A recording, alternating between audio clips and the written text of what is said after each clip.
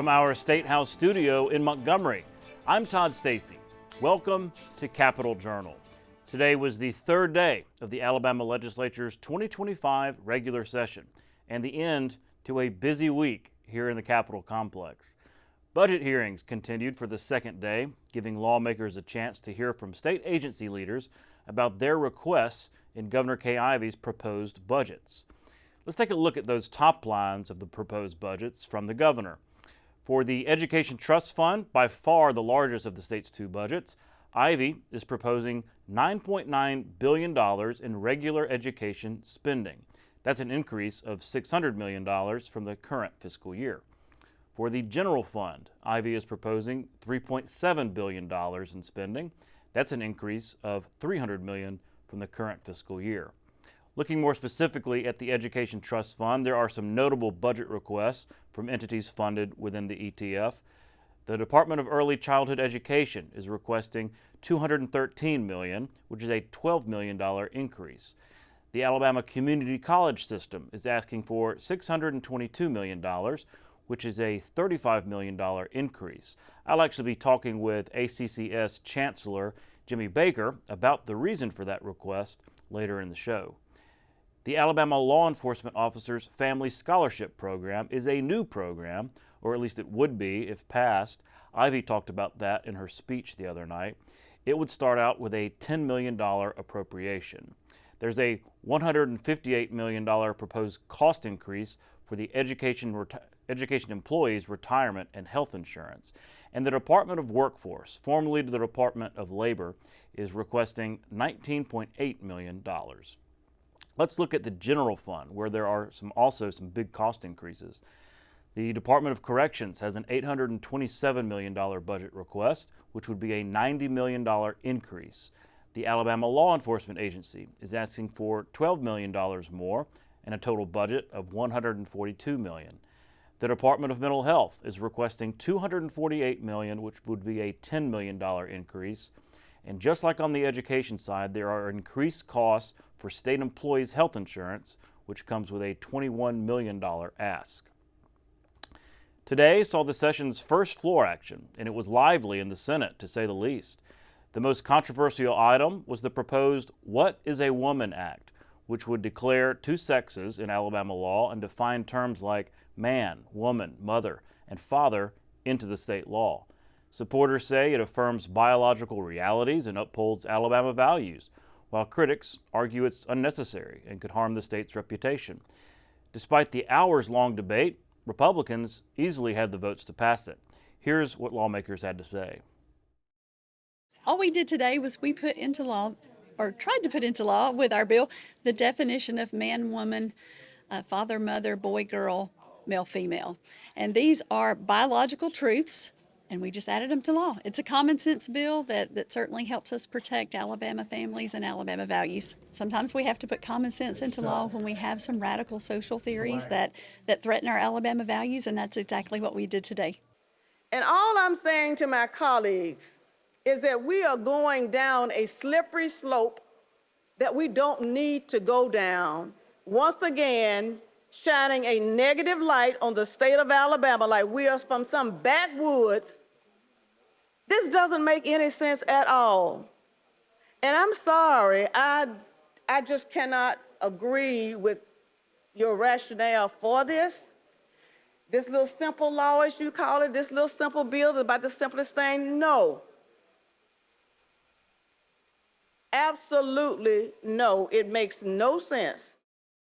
The consequences, I think, are not where they're saying it is. They're just against the bill, and I let them have their voice and their opinion.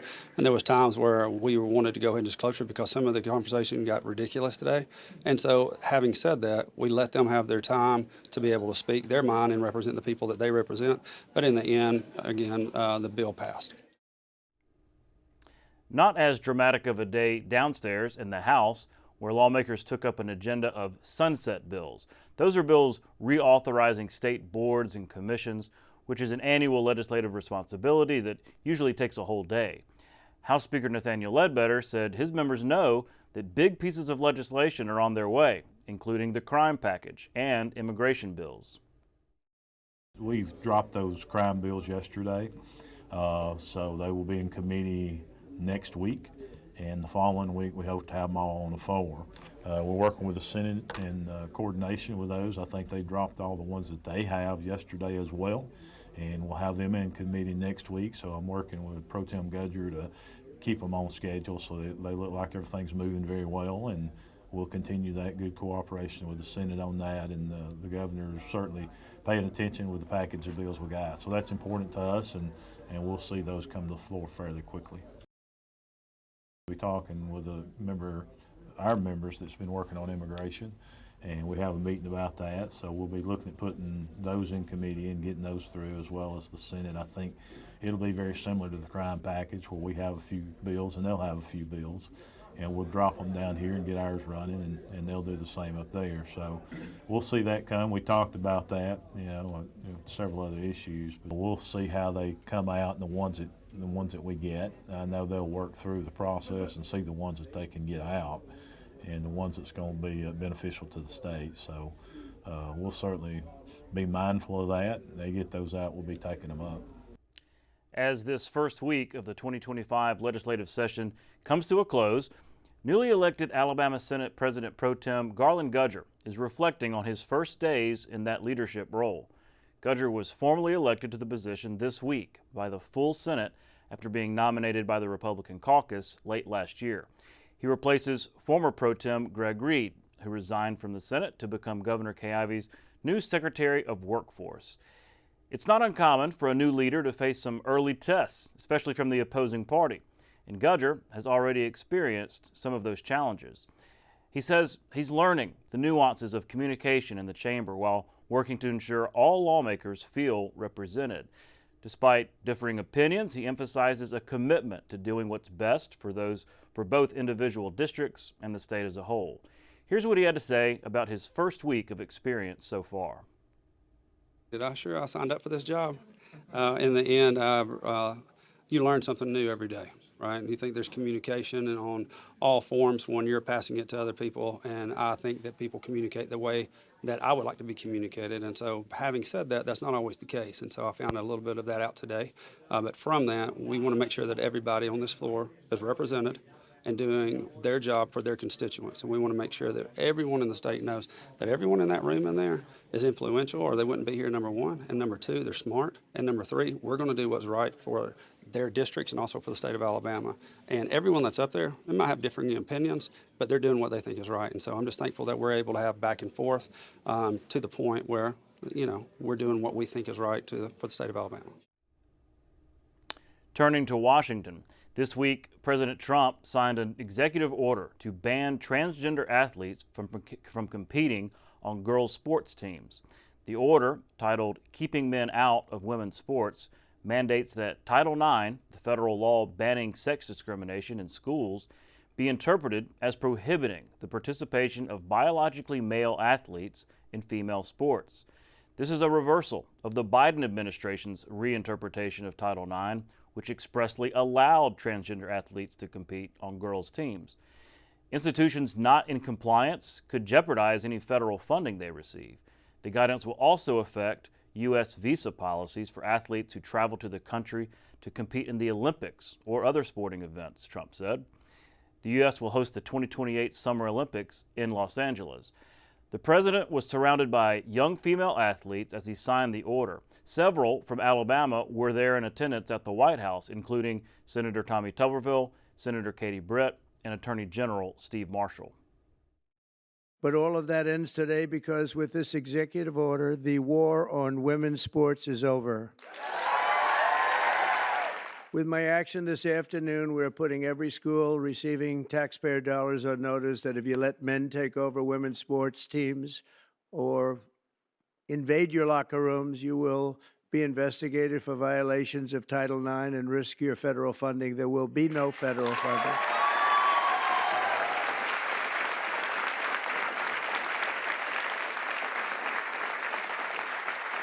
So this will effectively end the attack on female athletes at public K-12 schools and virtually all U.S. colleges and universities. We'll be right back with tonight's guest. You can watch past episodes of Capital Journal online at video.aptv.org. Capital Journal episodes are also available on APTV's free mobile app. You can also connect with Capital Journal and link to past episodes on Capital Journal's Facebook page.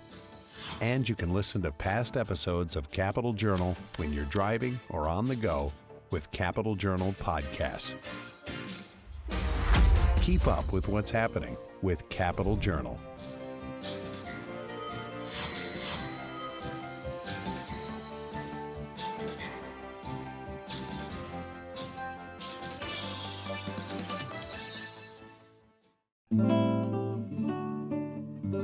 The 1961 Freedom Rides were a protest against segregation on interstate buses and in terminals in the America's South. They began on May 4th and continued throughout the summer. The Freedom Riders, small, racially integrated teams, were met with violence in a number of states, and they encountered some of the worst violence in Alabama. In Anniston, a bus was attacked by a white mob and firebombed. In Birmingham, riders were beaten badly. In Montgomery, police stood idle as a mob of more than 200 gathered outside the bus terminal and attacked the riders, reporters, and others. Federal marshals were sent to restore order. 4 days later, the Freedom Riders departed for Jackson, Mississippi, escorted by the National Guard. The direct action led to a 1961 order by the Interstate Commerce Commission prohibiting segregation in bus transportation and stations nationwide.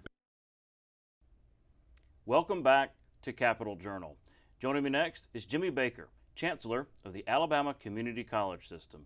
Chancellor, thanks for coming on the show.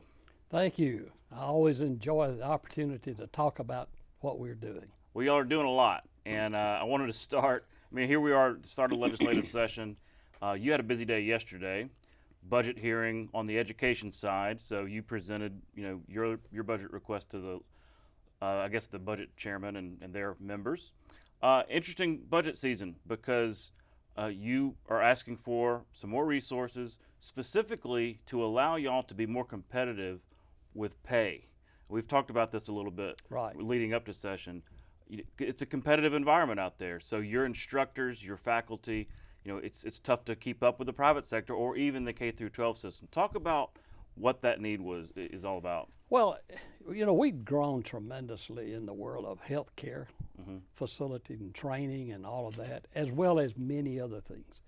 Advanced manufacturing, for example, is no longer just give someone a blowtorch and they're trained. It's a lot more sophisticated than that. And we find in many instances, students go through our programs, they become certified in certain trainings. They go out and immediately make more money, more income than the instructor they had in the school. Wow. In addition to that, and I'm not complaining about this, there's been legislation in the past years that has increased the pay at the K through 12 level, and we're literally losing some instructors to K through 12. We don't mind that, but we have to be competitive. We cannot function at the level we need to function if we can't hire the kind of people that have the training that can be delivered in an organized and certified way. Mm-hmm. Well, there's been so much focus the last several years on workforce development. Really, as that workforce participation rate has become such a focal point, we used to not talk about it so much because it was closer to the national average, but since COVID and everything. So that being the case, y'all are such a central cog in that, workforce development system. I would imagine that, but without the instructors, without the people, you can't make that work. That's true. That is true. So how have lawmakers been receptive to your Very request? receptive. Okay. And we've not proposed bringing it all in at one time over a period of 2 or 3 years. And then through efficiencies, we're saying we can help accommodate some of that. So as we go forward, I feel like in the course of the next 2 or 3 years, I've gotten very good response from the legislative leadership in beginning to address that in a way that will make sense for the state. I was going to say, because the years of these kind of record budgets and money from the feds and all that, it's kind of drying up. Resources are, they're limited, and so Right. I'm sure budget chairman probably have those questions about, okay, can you cut here, can you tighten and all that kind of stuff. Are those conversations you're having? Absolutely. Yeah. Well, I wanted to talk specifically about one workforce development area that y'all are really emphasizing right now, and that is healthcare. I guess it was just this week or last week that y'all broke ground on a rural nursing facility in Georgiana, I believe, trying to address that rural healthcare need. But that's just the latest, because y'all have this big partnership with the Board of Nursing to really focus on that area, because we do have a shortage in the healthcare industry. Talk about why y'all decided to do that and why it's important. Well, if you look at the state of Alabama, very much of the state is still rural in a lot of ways, and health care is a serious issue, probably bigger than most folks understand. And finding people that can take the time away from whatever they may be doing in terms of making a living, come in and go through a training program is kind of key, and it can't be just centralized in one or two locations. So we've found a way, working with the nursing board and all the other people involved, and the hospitals and the nursing homes have been most cooperative in helping us with this. I'm sure they need the help. They need the help, and they've made it available in the training programs. And we developed a program where we can train people in a more rural setting than ever been trained before. And it's kind of made noise around the country. We've had 33 states to contact the state nursing board to try to find out, how did y'all do this, and how are you making this work, and what is the results? And the results is wonderful, because we have people now who are going through and being certified in healthcare programs that never would have had the opportunity because they would have had to leave home. I see. Well, I also remember from y'all's announcement and talking with the Board of Nursing, you can, part of y'all's dual enrollment programs, you can start this on the path to one of these certifications in high school, which, I mean, if talk about a promising career in something like nursing, you can go get started when you're still in high school. Talk about that. Well, I think to me, it's something that we probably haven't explained in the past.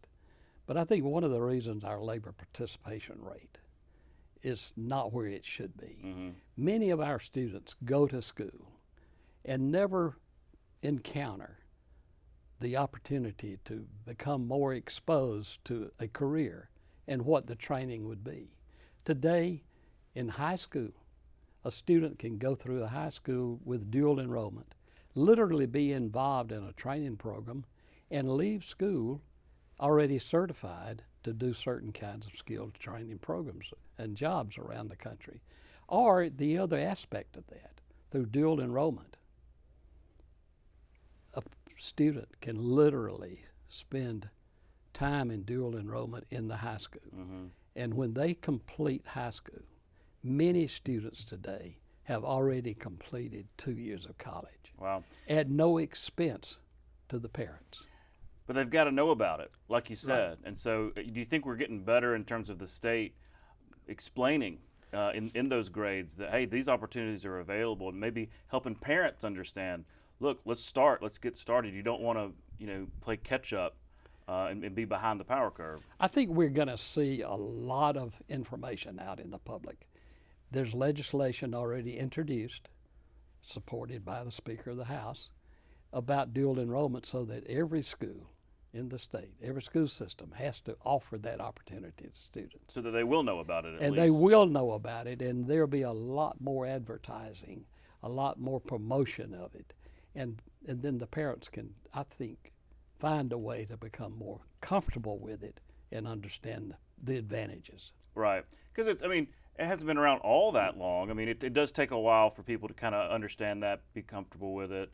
And like you said, have that conversation at the family level, like, all right, let's get Billy, let's talk about a career path and all that kind of stuff. It's really necessary in today's environment. Another workforce development related thing, but it's really y'all's partnership with Department of Corrections, also Bureau of Pardons and Paroles. It's a key role y'all play.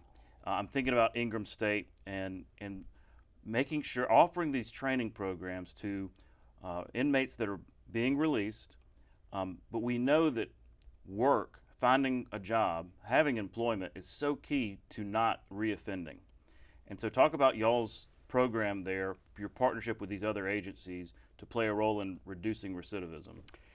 Our mission, as it relates to prison education, for every student, every prisoner who knows that at some point they're going to be released, for them to have a skill that is marketable. In addition to that, we have employees who spend their full time calling on business and industry about, will you hire someone if they have this skill and if they have a prison record? We want to be able to tell that person that is incarcerated, if you behave yourself, if you work hard, if you do a good job and develop this skill, we can place you in a job that makes a living wage when you walk out the door. Well, that's interesting because you hear a lot about just kind of hopelessness when it comes to the prison population. Like, yeah, okay, if I get out, how am I going to find a job? How am I going to get back into society? So that seems like that's key, making them understand that it is possible, it can happen. Maybe that offers them a little bit of hope. Well, what I've just described is much different than in the past. A prisoner walks out, they get maybe $20 and a suit of clothing, just a shirt and slacks, and they're out on their own. What are they going to do? How are they going to make a living? How are they going to buy the next meal, or how they're going to travel? So we resolve that problem in working, and we work with DHR and other agencies, and pull all of that together so that there is a path for success. How's it going? Should we expand it? You know, is there anything in the future that we could do more in terms of the prison education? Well, this hasn't been in place that many years, really about 3 years. Not full at even the 3-year period of time. I think we have to expand it if we're going to ever do what we need to be doing in improving the opportunities. Right. It's just so interesting because you talk about workforce development. Like, it's a big statewide goal, but it takes multiple agencies all communicating and working together. Reducing recidivism, it's a big goal, but it takes multiple agencies. Not so long ago, state agencies didn't always work too well together, but it seems like it's a little better these days in terms of coordinating and aligning your missions. Well, I think it's interesting. We literally are in the business as well with the Department of Corrections, with training guards. Right. And that's always been a huge problem. The feds have always dinged us in the state for not having adequate guards in the prisons. But we actually are conducting training programs for those guards now and increasing the number of people who are available and trained so that the prison system, the Department of Corrections can have access to them. So we're doing a lot of those kind of things. I think another example is working with a League of Municipalities that represents all the cities. We are now conducting training for city councilmen, mayors, and other people so they will be aware of what the federal and state rules are as they function within a city. It's really important when it comes to grants and things like that you got to follow the rules. We've learned that lesson before. Yeah. Chancellor, we're out of time. Thank you so much for your time, and I hope you can come back during the session, let me know how things are going, and so we can share it with our audience. I would love the opportunity, and I always appreciate this story and Absolutely. this plan and this opportunity to tell the story of the community college system. We appreciate it too. All right. Take care. We'll be right back.